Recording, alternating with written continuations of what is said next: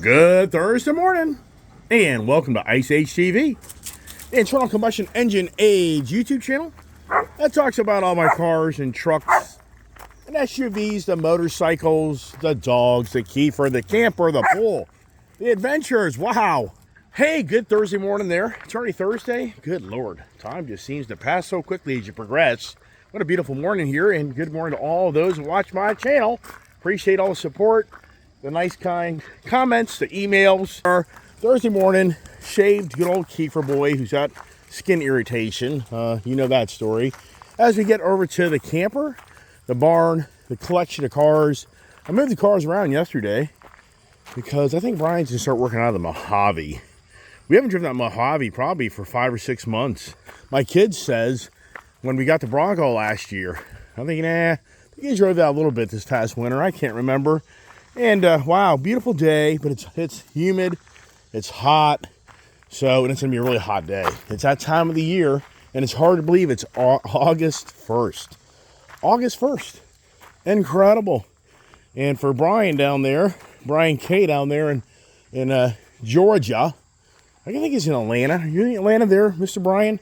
Is it your grandkids going to kindergarten today or something like that? I think you said to me.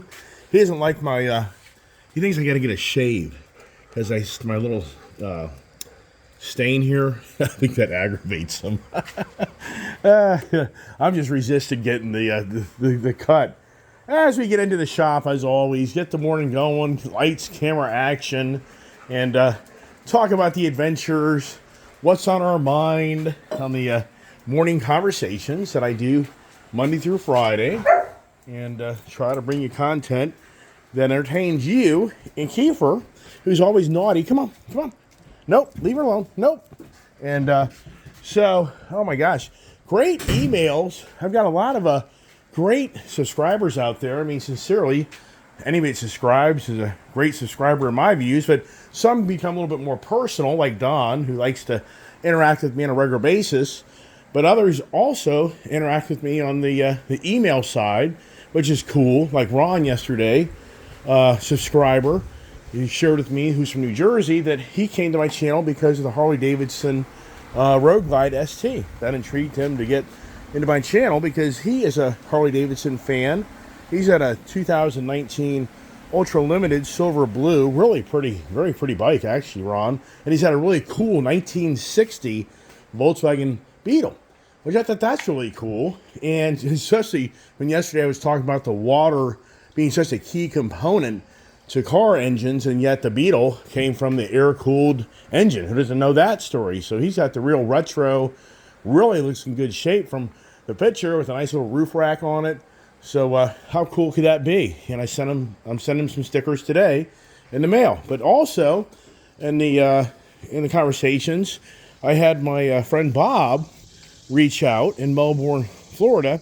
He commented that the reason the insurance rates have gone up so much in Florida is because of the ambulance chasers.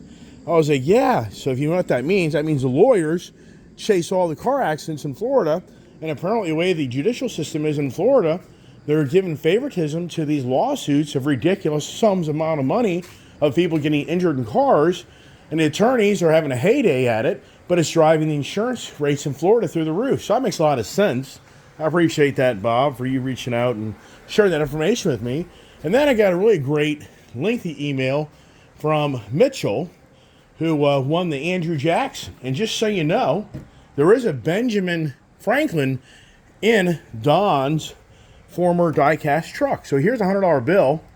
So Benjamin is here with us this morning. But the breaking news from Benjamin is he invited Andrew Jackson. Or did he? Was that a different time era, right? Or was it? I'm not even sure on that. That's a good question. So, believe it or not, right now, there are 2 Andrew Jacksons in the shop. And I have discreetly hidden them so that you can try to figure out where I put these Andrew Jacksons. And whoever figures it out, here's the good news. One person may see it in one spot, another person may see another spot, so you may have 2 winners. Or you may have one person that sees both of them, and they get 2 $20 bills and some stickers. And so for For Mitchell, the reason I bring up Mitchell is he gave a really good, I wonder if they call him Mitch. I don't know. So what I did is I saved his actual information, and I'm trying not to disclose all my personal information here as I try to go through all the stuff that goes through my phone each day. So what I did is I actually saved his email that he wrote to me. So he wrote me a lengthy email, and it says, "Hey, Ice Age TV, while watching your video today about water crimes, you asked me if I had gotten an envelope yet, so I hopped up and went to check the mail. I'm pleased to announce that I've gotten your 2-second letter to Jackson and 2 stickers." And he's going to donate that to his local chapter, the CVMA chapter 21-4, during our monthly meeting on August 10th. So that was really cool to know. Cool for me to find out that he got that $20 bill, because when you put a cash in the mail, I had a problem with that when I did the big 10K subscriber, big shebang. I was handing out money, and a lot of people didn't get their money. So that's why I was really asking Mitchell that question. But what's really cool is he shared a really cool story when you can interact with others, and he sent a very lengthy conversation, which I think is very cool. I thought I would save it. So it's called, "Last weekend, I led a group of 4 from Kansas to Polk City, Iowa, and back. It rained and hailed on us while we were making it back to Kansas City. Lucky it was tiny hail. Oh well, we all made it back safe, and even had a bald eagle carrying a snake fly directly over us. It was so close above us just after sunrise, I could see the sun shining through the parts of his feathers. They were so cool and dry. We were enjoying the ride even for that moment, and got blessed by seeing this eagle carry a snake right over us. It felt like it was a sign, like an omen for things to come. Once we got to Polk City, Iowa, the CVMA event, we got to talking to them about things we have hit in the past. As it turns out, I'm not the only one to have hit an owl. It was when I first got my 22 Grow Glide, and I still had the stock windshield on it. It was around 10:30 p.m., and it was carrying a mouse in its claws. The owl was just taking off from the ditch to my right, trying to fly up, and to my left, and it rolled right up over my windshield and hit me square on the upper left chest area. The owl dropped the mouse right in my lap, hopped around my gas tank, then jumped off into the night while I was trying to pull off to the side. I looked back and saw the owl hop to the side and take off flying. I was amazed he made it. So picture what kind of story the poor mouse had to tell his family.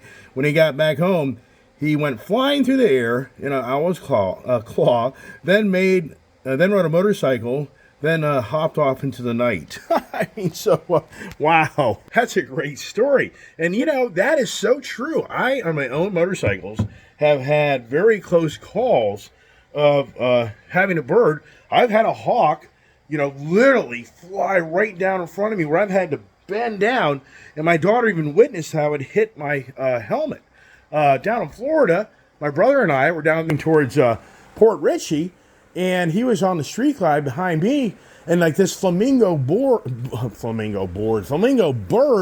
came out of like nowhere, out of the side of a road, and my brother just about took it out. It was just one of those things where, wow, when I went by it, I looked in my rearview mirror, and it was like a split-second thing, and my brother, hey, stop eating yourself. Don't do that. It was a split second of my brother hitting that bird. So I think all of us I think a lot of motorcyclists can share the stories of the bird experience. I mean, even sadder is the deer or whatever it may be. So great story there, Mitchell. Appreciate you sharing that as we start the conversations and as I figure out what's the word of the day. Because we went from the word of the day being on Monday was the lies, and then we went to on Tuesday the trees, and then we went to Wednesday, the water stories. So what would be the correct word of today, which I thought to myself that the correct word would possibly be correct. The word of the day, I think, should be correct. And wow, how close is that to everything we do in life? The word correct. because you know, as a very young person, in order to obtain a driver's license, you have to take a driver's test and you have to answer the questions correctly to obtain a driver's permit. And then you have to take an actual driving test in a physical car, and you have to drive correctly in order to pass the actual permit process to a real driver's license process. So I think in that scenario there, it would be very wise that if as you know, it's always better to do things correctly than incorrectly. But it seems like more than ever in today's society, it just seems like more than ever in today's society, people don't do things correctly. And it seems like we're evolving in a society of doing things incorrectly is okay, and it's not a big deal. Just like motorcycles. When you're riding a motorcycle, if you don't know how to ride a motorcycle correctly, then you've got some serious problems. Meaning that you're probably gonna crash. And riding a motorcycle, there's such a fine line there of your body posture, your comfort zone of how you're really in tune with the bike, how the handlebars fit you. So many people buy motorcycles and they change things. They change the seat out, they change the handlebars out, they put highway pegs on them because the seat doesn't fit the seat of their pants. The handlebars don't feel right to them, and it just doesn't feel like a correct fit. And so for them, they take the motorcycle and try to make it be a better fit, so they feel that they're correctly sitting on that motorcycle and have control of it. But also, if you don't know how to feather a clutch at a motorcycle, if you don't understand how to correctly let out the clutch, then you pop the clutch and the bike stalls. Who hasn't seen that on a first-time rider? Who hasn't seen on the cars, somebody is driving a clutch car, which today that's a very challenging for a lot of people. They've never ever have had a manual transmission, so they never have had the opportunity to learn how to correctly drive a car, which is pretty crazy. How I've gone to car dealerships and I meet people and they can't drive a manual car. A salesperson's like, well, I can't bring the car up to you because it's a manual car. I'll have to find somebody else to do that. I'm sure other people can relate with that story. And once again, it's all about how you correctly do things. What's so important to you as a car owner is you take your car to a car dealership, you take your motorcycle to a motorcycle dealership, and you only hope that that technician properly fixes your car.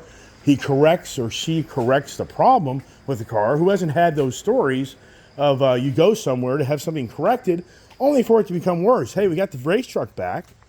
If you look here, the race truck's back. The kid drove it back. She loves that thing. And the manifold and all the parts to the Ford Mustang are in place. So that means that all those parts that came off that Mustang right there, they're now in the back of the truck in a box that I got to take. You know what? Yesterday, I just love my Chevy products. Love this truck. This truck really just rocks down the road, and it steers so easily. It is so neat on how this front suspension set up. And even for me, dummy me, I didn't even know that I didn't really even focus on how Chevy has an independent front suspension on heavy-duty trucks. But I do question the towing.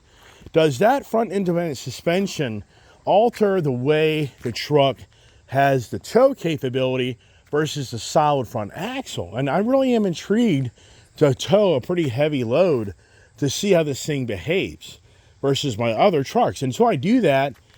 Don mentioned you need to do a tow review in that truck. I agree, I do. But the thing is, I got to find something that has some weight to it that would seem to make it worthwhile. You know, a 7,000, 10,000 pound trailer would be a good way to kind of get a real feel for how this truck acts. On the Chevy Bison Colorado, this thing is so much fun. I mean, it's such a great truck. It's so tight. And yesterday, I went down some back roads for the first time, and I put this thing in Baja mode, and wow, you can really feel that Multimatic suspension really help this truck stay on the road.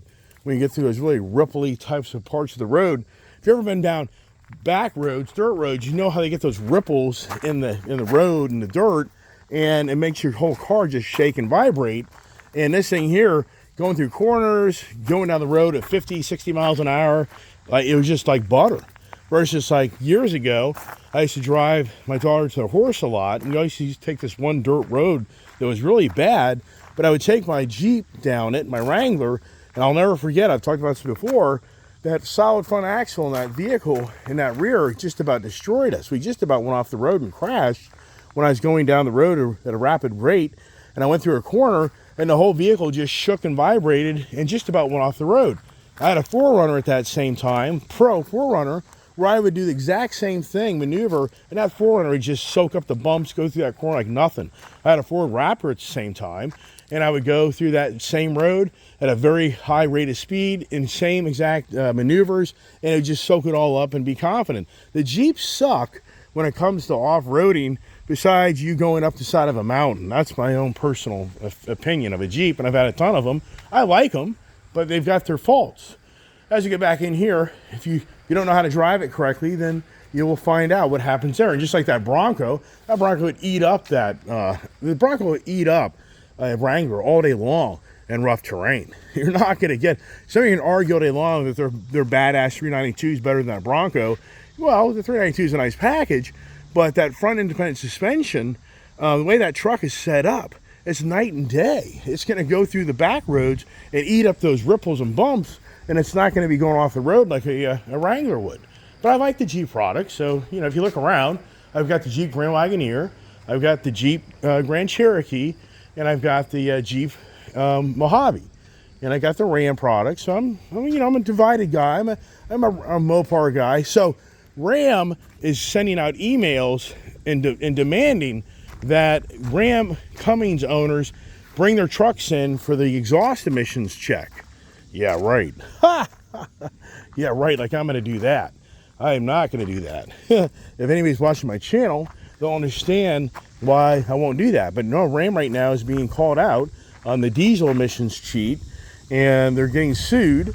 And for Ram to be in compliance, they're going to have all the owners of X amount of model years Ram Cummins trucks, and you got to take it to the dealership to have them inspect it and see if the emissions compliance is correct. And I think if people watch my channel, you'll know that ain't going to happen anytime soon on my watch. There's no way that black Ram truck is going back to the dealer to have a inspection on emissions. Yeah, everybody knows that. The long-term subscribers know that fiasco story very, very well, where it took me a while to correct that mistake that I made on my YouTube channel. And you'll know if you're a long-term subscriber what I'm talking about. So the correct decision. So that's the thing that's a constant challenge of us Ice Age people, is what we think is correct versus what we think is incorrect. And I think a lot of people will all agree that we don't believe that the EV is the correct answer for the future of solving all the world's problems. And for a lot of people out there, they think that it is. They think the answer to the world challenges is get rid of all these ICE vehicles, and that's going to correct Mother Nature's challenges of mankind living on this physical planet we live on, that mankind continually is destroying in so many ways. You can look at it in numerous different ways, but I think most people would agree that in these third world countries, I was talking about water yesterday, in these third world countries, in these developing countries, they're still dumping sewage into the natural, clean waterways, which isn't good for the environment. We all know down there in Florida, they get the red tide every now and then, and if you're a Floridian, you know that red tide comes from sugarcane factories down there. Sugarcane's big down there, and somebody could correct me. Bob may be able to correct me. It's down there, or Biker Bug, or so. For those out there that live in Florida, I think you know what I'm talking about. The red tide is so nasty, where all the toxins from those factories down there producing sugarcane get into the waterways, and eventually they get into the tidal changes, and what happens is all the fish die, and it's just nasty. I mean, it is dangerous. It's literally very, very dangerous to you as an individual to be in the water and even to be near the ocean and smelling that smell that'll about knock you out. And fortunately, they haven't had a red tide, I think, for the last 2 years, or I think it was 3 years ago. Somebody could correct me, but I don't know of one this year. Kind of changing them. Well, so what's the correct thing to do? Well, as we know, the correct thing to do, the goal of mankind is to be cleaner and better and healthier. And so, but it always goes back to pointing the fingers at the petroleum guy, the oil guys. You see these radical people wanting to ban any more oil being produced or made. They're just clueless to what goes on in mankind's society, that everything is basically petroleum based. There's so many things that around us all require petroleum. So going back to the correct word, and that's what I say today. It just seems like the social media, the politics, it gets so twisted on what's the correct answer. Oh, just so you know, the Benjamin's going to be hidden. This guy's going to be hidden. Benjamin Franklin, you could correct me, but he was our diplomat to France.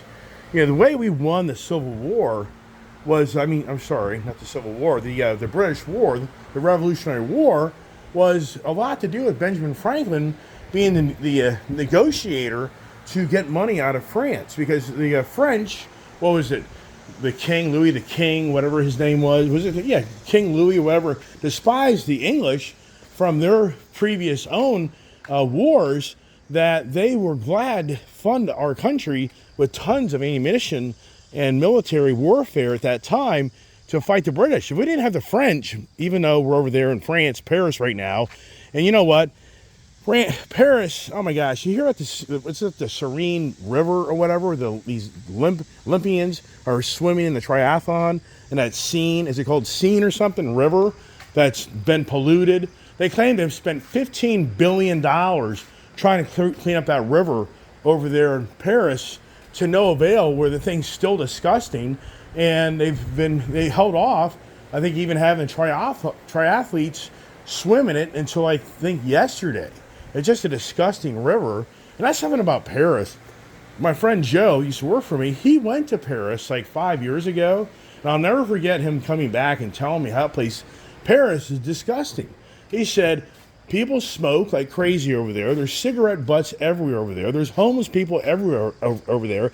He said, Paris, France, sure, Paris has its beauty about it, but sadly, the French have destroyed it because they just litter the hell out of the city, and the homelessness and the government just don't stay on top of keeping this city looking like it used to. That's what he told me. Somebody else may have better information on that. Maybe they've cleaned it up in the last 5 years, but just so you know, that's the perception that I have as the big World Olympics are going on. I wonder who's even watching it.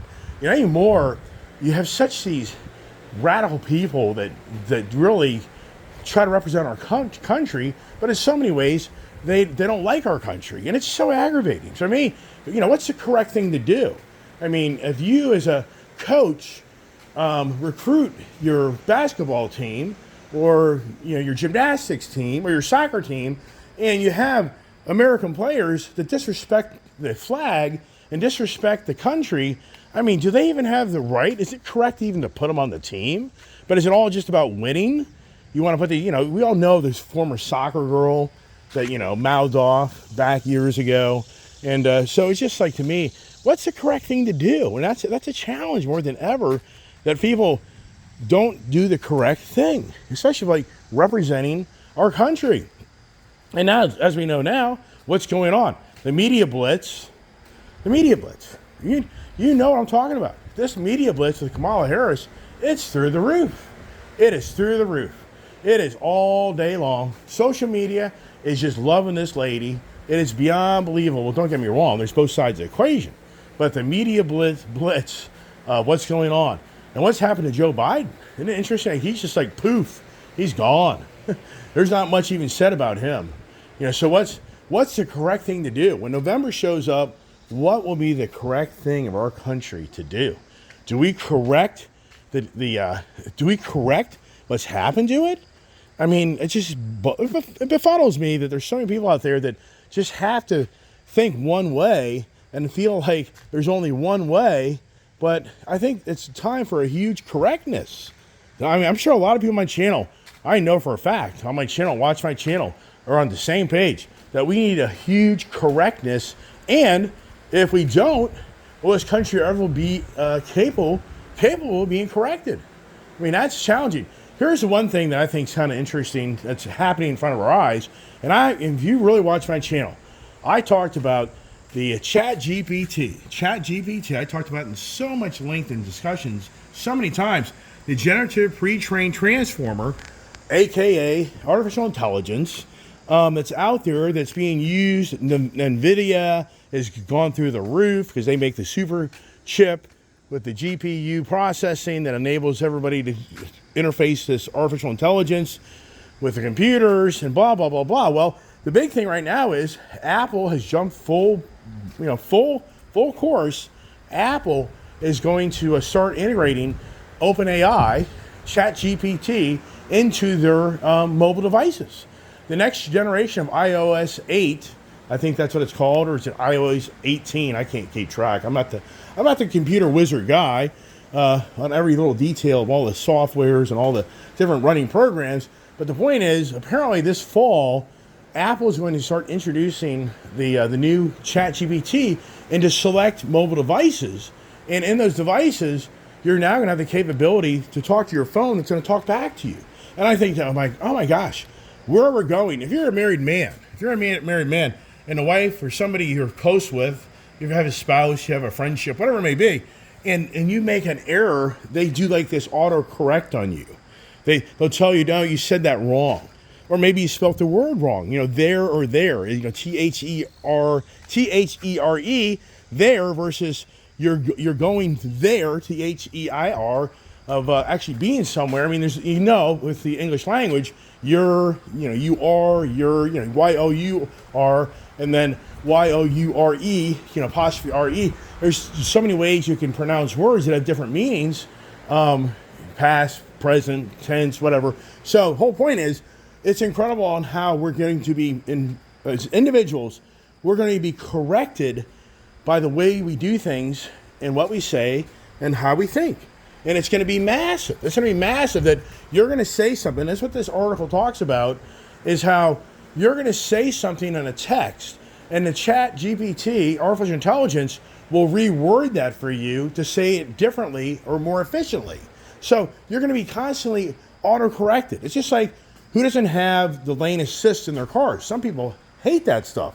When you're driving down the road in your car and you get out of the lane, the car has your steering wheel either vibrates, or the GM products, they have the vibrating chair. Yeah, don't take it the wrong way. But yeah, for the Chevy trucks that I've owned, Suburbans over the years, GM years ago, they have the little left side of your fanny or right side of your fanny get a little vibration in it if you go out of bounds in your lane.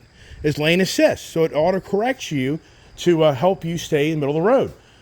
The artificial intelligence that's in the for Elon Musk, the full self-driving FSD, what's the goal? It's the goal that the car corrects your capabilities of driving a car down the road. And that's what the goal is more than ever, especially Elon Musk, is to create the car that does everything correctly. But that's been challenging. And that's where I think a lot of people have a very divisive view on that, of what you really believe in a car. I mean, don't keep in mind, the technology's there. I know that. I have friends that have Teslas that drive to work. They don't drive to work. They ride to work. Think that through. They ride to work. They don't drive to work. I have a good friend of mine Kevin, that goes to the car show every now and then, and he travels the world, it seems like. I don't know where he went, but he's got a nice Tesla, and he's told me that he pulls out of his driveway in Leesburg, drives all the way to Tyson's Corner. He never touches the wheel. The car drives him all the way there. He has the Tesla. I don't even, the higher end, whatever model the Tesla is. I'm just not a Tesla guy. So the whole point of this conversation right now about this mobile devices is you and I are going to be corrected all the time of how we say something, how we dictate something, and it's just so bad that I think it's going to be even worse of the brainwashing of how you think and talk, because you're going to be always corrected. I mean, does that not aggravate you? Isn't that a little pet peeve that you may work somewhere, you maybe have friends, relationship, and you say something, and then those be like, well, that's not necessarily the way it is. And you're kind of like, everybody's like, just shut the hell up. I'm just talking, and we're talking general conversation, but they always want to auto-correct you from what's correct, what's the correct way to present yourself. I mean, more than ever, how do you as an individual go to an event and you try to explain what you feel is right versus wrong, and somebody there is like, no, you can't do that here. Who hasn't had this conversation? I mean, sincerely. I mean, how do you tell your young kid correctly what's right versus wrong when they get sent off to school and the teacher, the public school system, the social media machine is teaching them to think right versus wrong, which is correct, which is not. And I think that many here will agree that that's having a huge impact in changing the direction of our country more than ever. More than ever. What will drive, so think this through. Kamala Harris is running right now on the abortion. She's running on the right for a woman. So what's the correct answer? So that gets into the rabbit hole. That divides people of what's the correct answer for a woman to have the right to do what she wants to do. And then once again, so right now, Kamala Harris, her whole presentation is going to be that if you're a conservative or if you're a Donald Trump supporter, you're anti-abortion, which that's not true. It's just the way they will word it on how they will make somebody think that the way she words it, that she's correct and that you're incorrect. And then we go to the confiscation of guns. Yeah, right. Good old Charles out there was laughing his ass off about that. Hey, good morning there, Charles. I did forget about you earlier, but I didn't forget about you now because I just brought up the gun conversation. He's so funny. I was talking about the potheads. What's the correct thing to do as a pothead? Do you smoke pot and drive your car? And here's a really good article I read the other day that more than ever, the LEO, the law enforcement officers, are having a hell of a time now really figuring out if a person that's been smoking pot is smoking pot. And they're actually above the legal limit. So right now, it's a very big problem in our country right now for LEO to pull over a individual that's smoking pot and to figure out in their blood content, it isn't like alcohol. Alcohol is so much easier for the police to be able to find out if you're over the 0.08 or whatever the blood content for alcohol content in your body is, and can give you DUI. For people who are smoking cannabis, it's a whole different ballgame. It's very challenging for an officer to be able to really know if you really are over the legal limit and can give you a ticket for driving under the influence. So it's a big problem. And I just am curious of more of the cannabis people out there that maybe know more about this, but how does a police officer correctly make a decision of a person that they just pulled over, whether they were stoned off their ass or not? I mean, I'm sure that there's a fine line there. If somebody's stoned off their ass, I'm sure you can probably kind of figure that out. But at the same time, a guy just had a blunt, and it doesn't really impact him much. And that's the thing that I hear more than ever. I've talked about it many times. Is the potheads. The potheads among us is at the biggest pace I think ever in this country because they've legalized it. And a lot of people, what I hear is they smoke pot to help them sleep at night. That's what I hear from a lot of the younger people I run into. They like the blunt before they go to bed because it helps them sleep at night. I get all that. So. But the point is, how does a individual, as a police officer, make the correct decision with them having a challenge of how the drug testing is done? And they're working diligently on that to try to make a better system for the LEO to hopefully make the roads a safer place. Because as you know, how many people drive correctly down the road? It about drives you nuts. How many people go in the left-hand lane and they tie up the road on a major highway and they think that they're doing the correct thing of obeying the speed limit while everybody's behind them and they won't move over. But they don't understand the laws. That is the incorrect thing to do. You have to move over. The left lane is a passing lane. The left lane is a fast lane. Doesn't matter if you're going 80 miles an hour in a 55 mile an hour zone, a guy's tailgating you. By law, you have to move over if a guy wants to go 100 miles an hour. That's the law. I had this argument in my defense driving course like 5, 6, 7 years ago. I was back in 2018. So I was 6 years ago, May of 2018, I had to take a driver's course to get my license points back up after getting pulled over for basically a reckless driving ticket in my Raptor, which I didn't get the reckless driving. I got an improper passing, but I went to driving school to help build my points back up here in Virginia. And I had a major argument with the instructor where he was basically like, just shut the hell up and sit down. But I was saying, you're telling me that if it's posted speed limit's 55 and I'm doing 80 miles an hour and there's a guy tailgating me, I have to move over. He's like, yes, you do. I'm like, really? He's like, yes, that's the law. It doesn't matter if you're obeying the speed limit, disobeying the speed limit. The correct thing to do is to move over. But you know how many people have no clue of that? You know how many people do not know how to drive a car correctly? I've talked about this numerous times in all the vehicles that I own. And I've said so many times, I've told people is people crash these cars, these high performance cars bust loose. Just like last week when I took that Mustang on Friday of last week away from the Kuhn's Silver Spring, they got video, the kids had video. When I was there yesterday picking up my truck, there was 2 kids there that videoed the car. And the service guy, Jacob there, said that it was a great video. They caught me taking off and the exhaust note in the car and the way the car squatted down when I got into that car, in some ways by accident, and the car busted loose.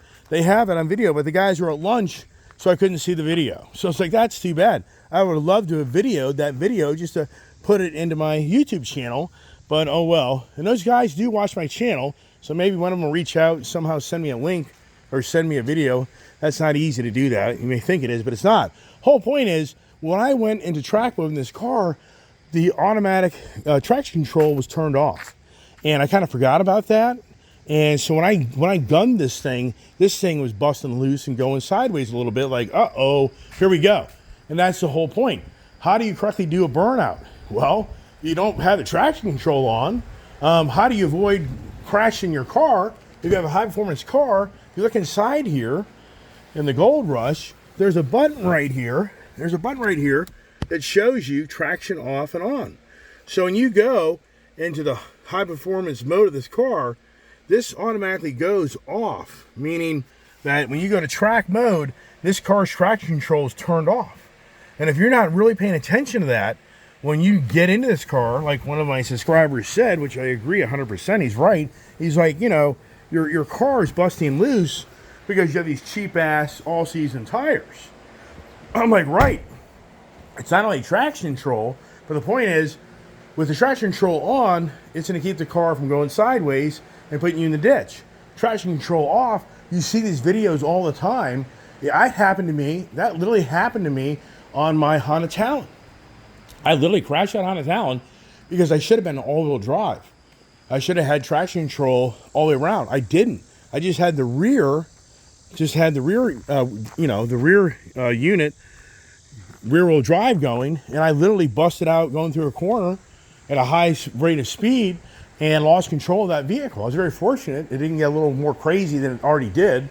If you watch my channel, you know about that. So the point is, how do you know, what's the correct way to drive this car? Just like we get into these adventure bikes, all like the adventure bike. How do you know what settings you're going to put this thing in if you get in the back road, what you're capable of?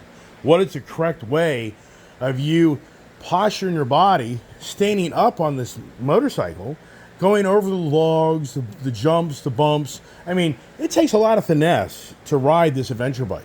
And for me, I don't have that type of experience. I mean, for me, I think it's a cool bike. Am I going to ride it on the road? Yeah, I will. Am I going to get on the back roads of that thing?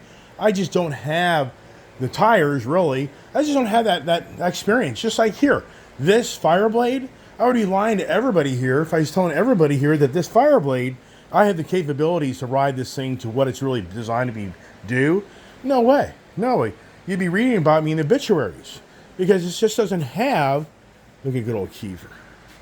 Good old Kiefer boy is just hanging out here. So the point is, when you get into high performance cars, high performance motorcycles, if you don't know how to correctly drive that or ride that, then you've got a problem. And that's the running joke of the LEO in West Virginia, is they'll tell you all day long that the crotch rocket kids come up to those roads, those back roads, and they're also called the racing enthusiast expert as they scrape them off the road and they kill themselves. That's a big problem on these twisties up in these rural areas, that the police try to be diligent and try to be very active to save these kids from killing themselves. I'll never forget my friend Ray Hartley, who worked at Dulles Dodge. This is a really sad story. My friend worked at Dulles Dodge. This is now probably, I would say, 5 to 7 years ago. And I was buying my trucks and cars from him, and he's around my age. And he told me a story of this young man that came to work at the dealership that so badly wanted a motorcycle that he bought one without his mother knowing. And his mother lived in New York, and Ray offered to let him keep the motorcycle at his house, just so the mother would never know that he had a motorcycle. The night the mother flew in to see her son for the weekend, and he was a car salesman. So the guy that, so Ray let another car sales guy, a young guy that just started working there, he helped him out by letting him keep that motorcycle at his house. So here in these back roads west of here, out near Harper's Ferry, Virginia here, not West Virginia, it's before West Virginia, but there's really some really big, lengthy roads with some really good twisties in them. And I know the road. I know where he crashed. So this kid at nighttime was hauling ass, and he was a new motorcycle rider too. He took probably his 600cc bike would be my guess, and he was in the back roads, and my guess is a deer jumped out in front of him or something. It makes no sense. The kid drove off the road into the field and killed himself. This is while his mother is on an airplane flying into Dulles Airport to be picked up to go see her child that has just been killed himself on a motorcycle riding at nighttime, to go to Ray's house to park the bike so she wouldn't know where it is. Wow. I mean, you talk about just devastating. Oh my gosh. Whole point is that young man didn't understand how to correctly ride that motorcycle. And you hear all the training experts on motorcycles will tell you that people never lean the bike over far enough, and they give up and they stand the bike up and they drive through a corner and they get severely injured or kill themselves. Well, if they just would have pushed that bike down as hard as could be, that bike would have held the corner. I mean, keep in mind, this is all, easy to say all that until you're in that experience. But here I am, yakking away, talking away. That's it. The correct conversations. Did anybody figure out where the 2 Andrew Jacksons are? The best thing to do really is to email me, because that way it's documented in my email and the time. So Ice Age TV comments at gmail.com. And you tell me where you saw either one of the Andrew Jacksons. And I think I made it a little easier today, personally. I mean, maybe not. And I'll mail you give me your name and your address, and I'll mail you some stickers so that I can hide the $20 bill or the 220s in that envelope. And they kind of go between those 2 stickers. I don't think it's easy for the mailman or somebody to put it up in the air and see the monies. So I think that, anyways, whole point is email me. People make comments on the general YouTube channel, which you can do that too, but I don't think you want to disclose your personal information and address on my general YouTube forum. But you can also just reach out and say, hey, I know where it is. Can you please tell me your email once again? That's not a problem. And you can also just reach out and share the channel with Ice Age TV. And there's one thing I was going to show you. This Marco Bordonero guy out of Florida. I'm blown away that this guy here, look at this here. This guy here is competing with Jesse Waters.